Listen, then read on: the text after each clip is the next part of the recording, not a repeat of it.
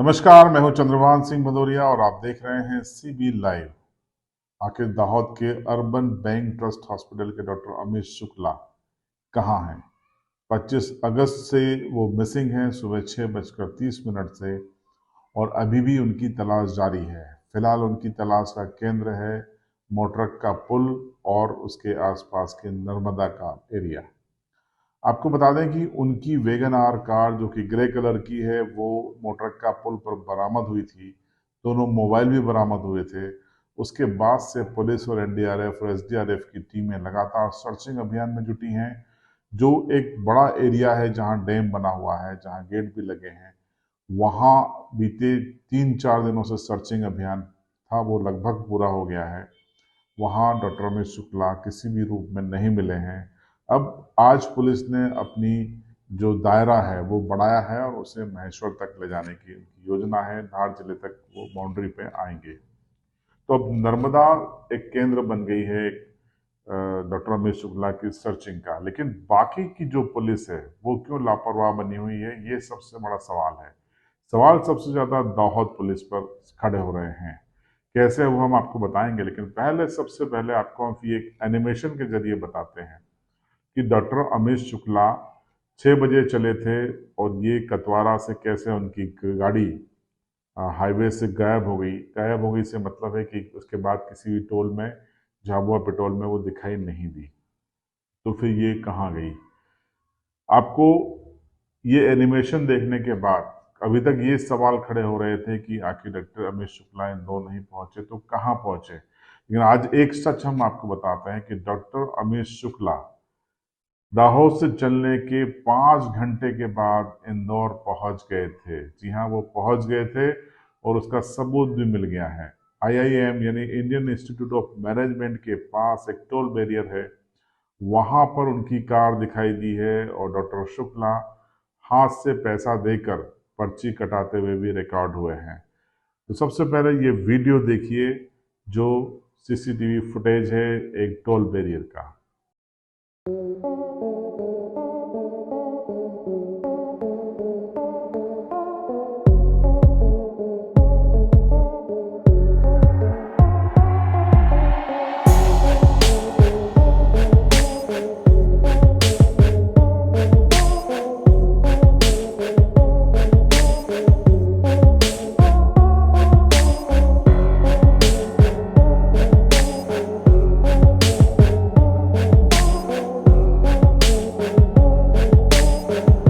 साफ जाहिर है इस वीडियो को देखने के बाद, सीसीटीवी फुटेज को, कि डॉक्टर अमित शुक्ला 5 घंटे बाद पहुंच गए थे। लेकिन वो आईआईएम के इस इलाके में क्या कर रहे हैं? उन्हें जाना था अपने घर अपनी बीमार माँ को देखने। तो जो शख्स अपनी बीमार माँ को देखने के लिए निकला था वो आखिर यहाँ पर क्यों पहुंच गया, ये बड़ा सवाल है।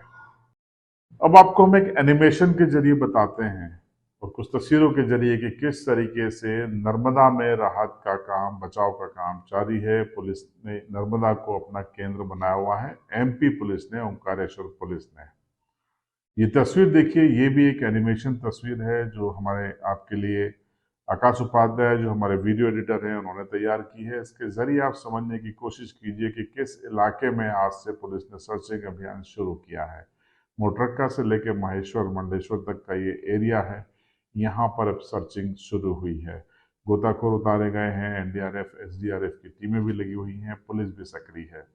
लेकिन सवाल खड़े होते हैं दाहोद पुलिस पे, क्योंकि मिसिंग कंप्लेन सबसे पहले दाहोद में फाइल हुई थी। लेकिन दाहोद पुलिस ने सिर्फ लोकेशन ट्रेस की, उसके बाद पुलिस खामोश बैठ गई ये सोच के कि बाकी की कार्रवाई ओंकारेश्वर यानी मध्य प्रदेश की पुलिस कर रही है। लेकिन मिसिंग कंप्लेन अगर दाहोद पुलिस के पास है तो दाहोद पुलिस की जिम्मेदारी है कि वो ये देखे कि आईआईएम इंदौर के सीसीटीवी फुटेज में दिखाई दे रहे डॉक्टर अमित शुक्ला उनकी कार के बीच में वो जो 5 घंटे का सफर है वो उन्होंने कहाँ पूरा किया। इस पूरे मसले पर कई सवाल खड़े होते हैं जो पुलिस की जांच का विषय है। सबसे पहला सवाल यह है कि 6:30 पर अगर कतवारा से डॉक्टर अमित शुक्ला गायब हुए तो वो किस ट्रैक के जरिए इंदौर पहुंचे हैं? क्या उन्होंने इंदौर से अहमदाबाद 4 लेन जो हाईवे है 47 बैतूल अहमदाबाद, उसका इस्तेमाल किया? अगर उसका इस्तेमाल किया तो सीसीटीवी फुटेज में वो क्यों नहीं है किसी भी टोल में, जिसमें दो टोल एनएच में आते हैं, एक दत्ती गांव में पड़ता है और दूसरा बेटमा के पास पड़ता है, वहां पर क्यों नहीं है? क्या पुलिस ने उसको खोजने की कोशिश की? ये एक बड़ा सवाल है। दूसरा, अगर वो ट्रैक से उतरे तो उसका दूसरा ट्रैक क्या था? क्या वो कदवारा से राणापुर, पारा, मोहनखेड़ा होते हुए निकले हैं और टोल या सीसीटीवी कैमरे से बचने के लिए उन्होंने कोई दूसरा रास्ता, जो ग्रामीण रास्ता है, वो अपनाया है? या फिर वो अंतरवेलिया से होते हुए निकल गए हैं थांदला, बड़नगर होते हुए इंदौर की ओर? जाहिर सी बात है इन तीन के अलावा दूसरा कोई रास्ता नहीं है। तो ये सबसे महत्वपूर्ण सवाल है जिसका जवाब गुजरात पुलिस ढूंढ नहीं रही है। गुजरात पुलिस भरोसे बैठी है कि मध्य प्रदेश पुलिस नर्मदा में उनकी तलाश कर रही है, जबकि मैंने कल भी आपको बताया था कि ये संभव है कि वो नर्मदा की बजाय किसी योजना के तहत कंफ्यूज करने के लिए वहां पर या तो किडनैपर्स उस गाड़ी को छोड़ के गए हों या फिर डॉक्टर रमेश शुक्ला उस छोड़ के गए हों। उन संभावनाओं पर फिलहाल पुलिस काम नहीं कर रही है। तीसरा सबसे बड़ा सवाल ये उठता है कि फास्टैग होता है कार में, जिससे ऑटोमेटिक टोल से पैसा कट जाता है, तो क्या उनके अकाउंट्स डिटेल्स दाहोद पुलिस ने चेक किए? नहीं किए तो क्यों नहीं किए?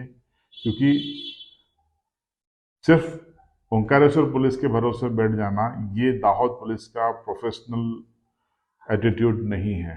उनको पूरे मामले की जांच करनी चाहिए थी, क्योंकि संभावना इस बात की ज़्यादा है, क्योंकि कई ऐसे उदाहरण हैं जहां रोगी हमें बताते हैं कि डॉक्टर अमित शुक्ला इतने कॉन्फिडेंट व्यक्ति थे, निराशाजनक परिस्थितियों से मरीजों को आशाजनक परिस्थितियों की ओर जाने के लिए प्रेरित करते थे, हिम्मत दिलाने वाले व्यक्ति थे। तो हिम्मत दिलाने वाला डॉक्टर इस तरीके से कैसे भूमिगत हो सकता है, कैसे किसी अनहोनी योजना बना सकता है? ये एक अन्य सवाल है जो खड़ा होता है। इसीलिए दाहोद पुलिस को यहाँ पर विवेचना करने की जरूरत है। सबसे बड़ी बात यह है कि 25 तारीख की सुबह 6 बजे से गायब हुए डॉक्टर रमेश शुक्ला आज 30 तारीख है, 6 दिन हो चुके हैं। दाहोद पुलिस खाली हाथ है। सवाल कई खड़े हैं। सवाल ये भी है कि क्या डॉक्टर रमेश शुक्ला का किसी से विवाद हुआ था? क्या ये विवाद इतना गंभीर था कि वो इस तरीके से भूमिगत हो जाएं? क्या डॉक्टर रमेश शुक्ला को किडनैप किया गया है? अगर किडनैप किया है तो किसने किया है? क्या उनकी राइवलशिप है, किसी से उनकी दुश्मनी थी, स्पर्धा थी? क्या ये व्यवसाय की प्रतिस्पर्धा का परिणाम है या निजी दुश्मनी का परिणाम है? अगर किडनैप किया गया है तो इन सब बिंदुओं पर दाहोद पुलिस को जांच करनी चाहिए, क्योंकि वो दाहोद से ही मिसिंग है। लेकिन अफसोस की बात है कि दाहोद पुलिस हाथ पर हाथ धरे बैठी है।